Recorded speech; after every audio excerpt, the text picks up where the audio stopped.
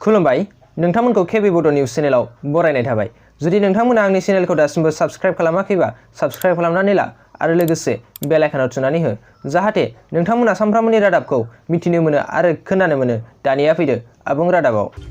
गिबियावनो दं सनितपुर डिस्ट्रिक्टआव मोनसे सप्तायावनो थामथि खेबनि थाखाय दिनै सनिबारखालि फुंनि 10:33 3.9 मेगनिट्युडनि बांग्रिं मावना थाङो आरो बिनिनो थामहिनबा सेन्ट्रेल आसामाव ब्रैथि खेबनि थाखाय बांग्रिं मावो। नैथियाव दं मैया बेलासियाव आसामनि chief minister doctor Himanta Biswa शर्माया टुइटारनि गेजेरजों प्राइम मिनिस्टार नरेन्द्र मदिनिसिम आसामाव 14,97,511 आबादारिनिसिम 299.5 कौटि रां पीएम किसाननि गेजेरजों हरनायनि थाखाय साबायखर जासिदों।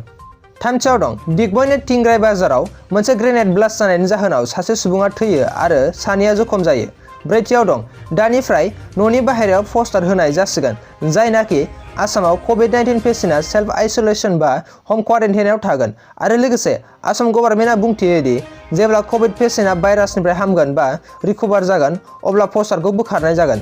बाथियाव दं केपि शर्मा ओलीआ थामथि खेबनि थाखाय नेपालनि प्राइम मिनिस्टार हिसाबै समायखिरा लाबाय। दथियाव दं मैया शुक्रबारखालि रेकर्ड बायदियै आसामाव 4,078 गोदान कभिड केस मोननाय जायो। बिनिनो दासिमाव आसामाव गासै 41,978 एक्टिभ केस दं। बिनिनो रेकर्ड बायदियै 4,168आ डिसचार्ज जाबाय आरो 76आ थैबाय। स्निथियाव दं मिज'राम आरो नागालेन्ड गभर्नमेन्टआ मैया बुंथियो दि 18 निफ्राय 44 बोसोर बैसोनि सुबुंनो 17 मेनिफ्राय कभिड भेक्सिनखौ थुनाय जासिगोन। होमबा दिनैनि रादाबा एसेनोसै। गोजोन्थों।